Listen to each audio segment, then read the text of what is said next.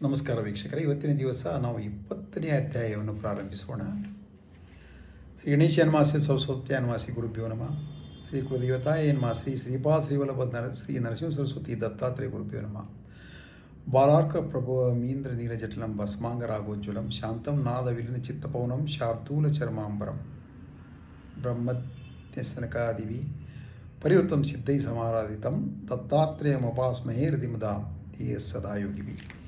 ಈ ಹಿಂದೆ 19ನೇ ಅಧ್ಯಾಯದಲ್ಲಿ ಶ್ರೀ ಗುರುಗಳು ಔದುಂಬರ ವೃಕ್ಷದಲ್ಲಿ ವಾಸವಾಗಿದ್ದರು ಮತ್ತು ಅವರು ಅಲ್ಲಿರುವವರಿಗೆ 40 ಯೋಗಿನಿಯರಿಂದ ಪೂಜಿಸಲ್ಪಡುತ್ತಿದ್ದರು. ಮತ್ತು ಗಂಗಾನುಜ ಎಂಬ ಒಬ್ಬನಿಗೆ ತ್ರಿಸ್ಥಲಿಯನ್ನು ತೋರಿಸಿದರು. ಪ್ರಯಾಗ, ಗಯಾ ಮತ್ತು ಕಾಶಿ. ಅದೇ ಥರ ಅದರ ಸಮಾನವಾದ ತ್ರಿಸ್ಥಲಿ ಇಲ್ಲೇ ಹತ್ತಿರದನ್ನು ತೋರಿಸಿದರು. ಸಂಗಮ, ಯುಗಾಲಯ ಮತ್ತು ಕರವೀರ. ಮುಂದೆ ಗಂಗಾನುಜ ಅವರ ಸೇವಕನಾಗ್ತಾನೆ. ಅವನು ನಿಧಿ ಪಡೆದು ಮುಂದೆ ಅವನು ಉದ್ಧರಿಸ್ತಾರೆ ಅಂತ ಇದೆ. ಇನ್ನು 20ನೇ ಅಧ್ಯಾಯದಲ್ಲಿ ನಾಮಧಾರಕ ಕೇಳ್ತಾನೆ. ಗುರುಗಳು ಒಂದೇ ಕಡೆ ಇದ್ದು ಅವರು ತಾವು ಮುಂಚೆ ಇದ್ದ ಕ್ಷೇತ್ರಗಳಲ್ಲಿ ಹೇಗೆ ವಾಸಿಸ್ತಾರೆ, ಅಲ್ಲಿ ಬಂದು ಭಕ್ತರನ್ನು ಅನುಗ್ರಹಿಸಿ ಅವರ ಕೋರಿಕೆಯನ್ನು ನೆರವೇರಿಸ್ತಾರೆ, ಕಷ್ಟಗಳಿಗೆ ಸಹಾಯ ಮಾಡ್ತಾರೆ ಅಂದ್ರಲ್ಲ, ಹೇಗೆ ಅಂತ ಕೇಳ್ತಾರೆ. ಅವಾಗ ನಾಮಧಾರ ಕೇಳ್ತಾನೆ,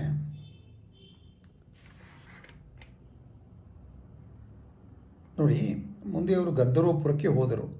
ಆದರೆ ಈಗಲೂ ಸಹಿತ ಔದುಂಬರ ವೃಕ್ಷದ ಕೆಳಗೆ ವಾಸಿಸುತ್ತಾರೆ, ವೃಕ್ಷದಲ್ಲಿ ಅಂತ ನಾಮಧಾರಕ ಕೇಳಿದಾಗ ಸಿದ್ಧಮುನಿಗಳು ಹೇಳಿದರು, ಹೌದು, ಅದಕ್ಕೆ ಎಷ್ಟೋ ಈಗಲಾದರೂ ಔದುಂಬರ ವೃಕ್ಷದಲ್ಲಿದ್ದಾರೆ ಅಂತ ಸಿದ್ಧಮುನಿಗಳು ಹೇಳ್ತಾರೆ. ಅದಕ್ಕೆ ಎಷ್ಟೋ ನಿದರ್ಶನಗಳಿವೆ. ಅದರಲ್ಲಿ ಒಂದು ನಿದರ್ಶನ ಹೇಳ್ತೀನಿ ಕೇಳು. ಶಿಲೋಲೆಂಬ ಗ್ರಾಮದಲ್ಲಿ ವೇದಶಾಸ್ತ್ರ ಪಾನಗತನಾದ ಉದಾರ ಒಬ್ಬ ಬ್ರಾಹ್ಮಣನಿದ್ದನು. ಅವನ ಹೆಸರು ಗಂಗಾಧರ. ಅವನ ಹೆಂಡತಿ ಶಾಂತಾದೇವಿ. ಅವಳು ಪತಿವೃತೆಯಾಗಿದ್ದಳು. ಋತ ಪೂಜೆ, ದೇವರನ್ನು ಪೂಜೆ ಮಾಡ್ತಾ ಎಷ್ಟು ಋತುಗಳು ಮಾಡಿ ಉಪವಾಸ ಮಾಡಿ ಕೊನೆಗೆ 5 ಮಕ್ಕಳು ಹುಟ್ಟಿದರೂ ಒಬ್ಬರು ಬದುಕಿ ಉಳಿಯಲಿಲ್ಲ. ಮುಂದೆ ಅವಳು ಇದಕ್ಕೆ ಒಬ್ಬ ದೈವಜ್ಞನನ್ನು ಭೇಟಿಯಾಗಿ ಕಂಡು ಅದಕ್ಕೆ ಕಾರಣ ಕೇಳಿದಳು. ಆಗ ದೈವಜ್ಞ ಹೇಳ್ತಾನೆ, ಅಮ್ಮ, ನೀನು ಹಿಂದಿನ ಜನ್ಮದಲ್ಲಿ ಒಬ್ಬ ಬ್ರಾಹ್ಮಣನ ಹತ್ತಿರ 100 ವರಹಗಳನ್ನು ಪಡೆದು ಅವನಿಗೆ ಹಿಂದಿರುಗಿಸಿಲ್ಲ. ಅವನು ಅದಕ್ಕೆ ಶೋಕದಿಂದ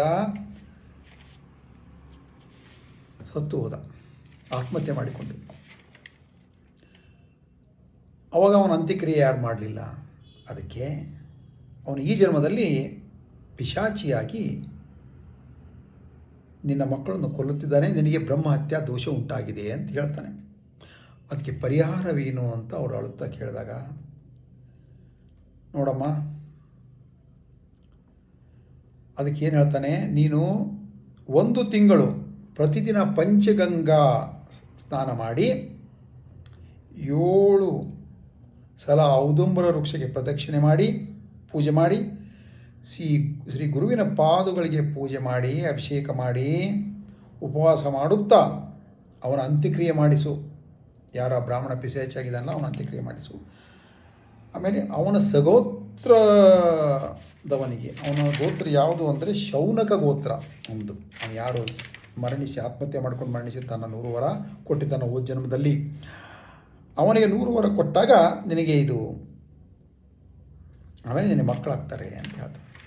ಆಗ ಶಾಂತಾದೇವಿ ಅಳುತ್ತಾ, ಅಯ್ಯ, ಶಾರೀರಿಕ ಶ್ರಮ ಪಡಬಲ್ಲೆ, ಆದರೆ 100 ವರಗಳನ್ನು ನನ್ನ ಹತ್ರ ಇಲ್ಲ, ನಾನು ಕಡು ಬಡವಳು ಅಂತಾಳೆ. ಹಾಗಾದರೆ ಭಕ್ತಿಯಿಂದ ನೀನು ಎಷ್ಟು ಸಾಧ್ಯವೋ ಅಷ್ಟು ಕೊಟ್ಟು ಆಚರಿಸು ಅಂದಾಗ, ಅದೇ ಥರ ಶಾಂತಾದೇವಿ ಪಂಚಗಂಗಾ ಸಂಗಮಕ್ಕೆ ಬಂದು ಆ ದೈವಜ್ಞರು ಹೇಳ್ದಂಗೆ ಆಚರಿಸಲು ಶುರು ಮಾಡ್ತಾಳೆ. ಆಗ ಕನಸಿನಲ್ಲಿ ಆ ಪಿಶಾಚಿ ಬರುತ್ತೆ, 100 ವರಗಳನ್ನು ಕೇಳ್ತಾ ಇರುತ್ತೆ. ಅವಳು ಒಮ್ಮೆ ನಿದ್ದೆಯಿಂದ ಎದ್ದು ತಕ್ಷಣ ಆ ಗುರುಗಳ ಬಳಿ ಹೋಗ್ತಾಳೆ. ಎಲ್ಲಿ? ಔದುಂಬರ ಅತ್ತಿ ಮರದ ಕೆಳಗೆ. ಕನಸಿನಲ್ಲೇ ಆ ಪಿಶಾಚಿ,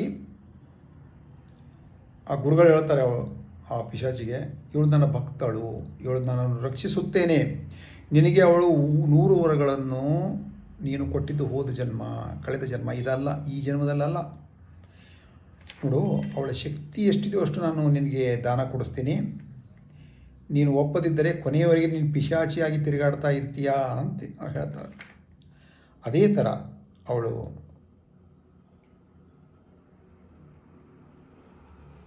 ಗುರುಗಳು ಹೇಳ್ತಾರೆ ಅವಳಿಗೆ, ನೀನು ಅದೇ ಥರ ನೀನು ಯಥಾಶಕ್ತಿಯಾಗಿ ದಾನ ಕೊಟ್ಟು ಹಾಗೆ ಇದನ್ನು ಆಚರಿಸು ಅಂದಾಗ ಅವಳು ಇದರಿಂದ ಎದ್ದು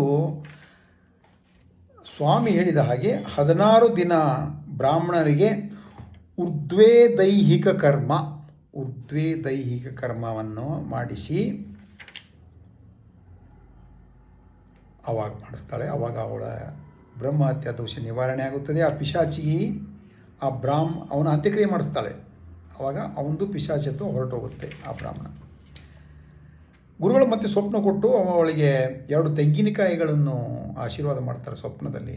ಆವಾಗ ಅವಳು ಹತ್ತಿರ ನಿಜವಾಗ್ಲೂ ತೆಂಗಿನಕಾಯಿಗಳು ಪಾಲನೆಗೆ ಉಪಯೋಗಿಸುವಂದಾಗ ಅದೇ ಥರ ಅವಳು ಉಪಯೋಗಿಸಿದ ಮೇಲೆ ಅವಳಿಗೆ 2 ಮಕ್ಕಳಿಗೆ ಜನ್ಮ ಕೊಡ್ತಾಳೆ. ಆವಾಗ ಮೊದಲನೇ ಮಗು 7 ವರ್ಷ, ಎರಡನೇ ಮಗು 3 ವರ್ಷ ಇದ್ದಾಗ ಮೊದಲನೇದವನಿಗೆ ಉಪನಯನ, ಎರಡನೇದವನಿಗೆ ಕ್ಷೌರ ಸಂಸ್ಕಾರ ಮಾಡಲು ನಿರ್ಧರಿಸಿರ್ತಾಳೆ. ಮುಹೂರ್ತ ನೋಡುವಾಗ ಅದಕ್ಕಿಂತ ಹಿಂದಿನ ದಿನ ಏನಾಗುತ್ತೆ, ಮೊದಲೇ ಮಗನಿಗೆ ಧನುರ್ವಾಯು ವಾತ ಬಂದು ಮರಣಿಸಿ ಸತ್ತು ಹೋಗ್ಬಿಡ್ತಾನೆ. ದುಃಖಿಸ್ತಾಳೆ, ಅಳ್ತಾಳೆ, ಆ ಮಗುವನ್ನು ತಪ್ಕೋತಾಳೆ. ಯಾವ ಥರ ಮಾಡಿದ್ರಿ ಗುರುಗಳೇ? ದೇವಾಲಯದಲ್ಲಿ ದರ್ಶನಕ್ಕೆ ಹೋದವನಿಗೆ ಆಲಯವೇ ಬಿದ್ದು ತಲೆಯ ಮೇಲೆ ಬಿದ್ದು ಸತ್ತು ಹೋದನಲ್ಲೋ ಆ ಥರ ಆಯಿತು, ಮರಣಿಸಿದ. ಆ ಥರ ನೀವು ನನಗೆ ಆಶೀರ್ವಾದ ಮಾಡಿದ್ರಿ, ಫಲ ಕೊಟ್ರಿ, ಆ ಪಿಶಾಚತ್ವ ಹೋಯಿತು. ಆದರೆ ಇವನು ಈ ಥರ ನೀವು ನನಗೆ ಪ್ರಸಾದಿಸಿದರೆ ಏನಿದು ಅಂತ ದುಃಖಪಟ್ಟು ಆ ಶವವನ್ನು ಅಪ್ಪಿಕೊಂಡು ಅಳ್ತಾ ಇದ್ದಾಗ, ಮತ್ತು ನೀವು ಆಶೀರ್ವಾದ ಮಾಡಿದರೆ ನನ್ನ ಮಗ ಶತಾಯುಷಿ ಆಗಿದೆ, ವೇದ ಪ್ರಸಿದ್ಧಿ ಆಗ್ತಾನೆ ಅಂತ ನೀವು ವಿಶ್ವಾಸಘಾತ ಮಾಡಿದಿರಿ ನನಗೆ ಅಂತ ಗುರುಗಳಿಗೆ ಅಂತ ಇರ್ತಾಳೆ. ಸಾಯಂಕಾಲ ಹಾಗಾದರೆ ಮರುದಿನ ಬೆಳಿಗ್ಗೆವರೆಗೂ ಅಳ್ತಾನೆ ಇರ್ತಾಳೆ. ಗ್ರಾಮದ ಬ್ರಾಹ್ಮಣರೆಲ್ಲ ಬೆಳಿಗ್ಗೆ ಬಂದು ಆ ಶವವನ್ನು ಕೊಡು, ಅದನ್ನು ಅಂತ್ಯ ಸಂಸ್ಕಾರ ಮಾಡ್ತೀವಿ ಅಂತಾರೆ. ಸಾಯಂಕಾಲ ಬೆಳಿಗ್ಗೆ ಬ್ರಾಹ್ಮಣ ಅಂತ್ಯ ಸಂಸ್ಕಾರ ಮಾಡ್ತೀವಿ ಅಂತಾರೆ. ಅವಳು ಅದೇ ಸಾಯಂಕಾಲ ಅವನು ತೀರ್ಕೊತಾನೆ, ಬೆಳಗಿನವರೆಗೆ ಇಡೀ ರಾತ್ರಿ ಅಳ್ತಾಳೆ ಅವಳು. ಅಲ್ಲಿರುವ ಊರಿನವರು ಬ್ರಾಹ್ಮಣರೆಲ್ಲರೂ ಬಂದು ಆ ಊರಿನವರು ಅಂತ್ಯ ಸಂಸ್ಕಾರ ಮಾಡಬೇಕು ಕೊಡು ಅಂದಾಗ, ನಾನು ಕೊಡಲಾರೆ, ನನಗೆ ತುಂಬ ದುಃಖವಾಗಿದೆ, ನಾನು ಇವನ ಜೊತೆಗೆ ನನ್ನನ್ನು ಸಂಸ್ಕಾರ ಮಾಡಿಬಿಡಿ ಅಂತಾಳೆ.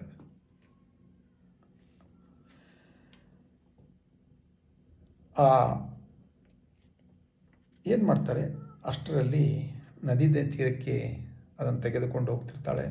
ಹೋಗುವಾಗ ಒಬ್ಬ ಬ್ರಹ್ಮಚಾರಿ ಆಕೆಗೆ ಬಳಿ ಬಂದು ತತ್ವೋಪದೇಶ ಮಾಡ್ತಾರೆ. ಆ ಬ್ರಹ್ಮಚಾರಿ ಯಾರು ಅಂದರೆ ಬ್ರಹ್ಮಚಾರ್ಯ ತ್ರಿಮೂರ್ತಿ ಸ್ವರೂಪರಾದ ಭಕ್ತವತ್ಸಲ ಶ್ರೀ ಗುರುಗಳೇ. ಇಲ್ಲಿಗೆ 20ನೇ ಅಧ್ಯಾಯ ಮುಕ್ತಾಯವಾಯಿತು. ದತ್ತಾಯ ಗುರುವೇ ನಮಃ, ಶ್ರೀಪಾ ಶ್ರೀವಲ್ಲಭಾಯ ಶ್ರೀ ನರಸಿಂಹ ಸರಸ್ವತಿ ನಮಃ. ತಾವು ಯೂಟ್ಯೂಬ್ನಲ್ಲಿ ಲೈಕ್ ಕೊಟ್ಟು ಸಬ್ಸ್ಕ್ರೈಬ್ ಮಾಡಿ. 21ನೇ ಅಧ್ಯಾಯಕ್ಕೆ ಕಾಯಿ ವಿನಂತಿ.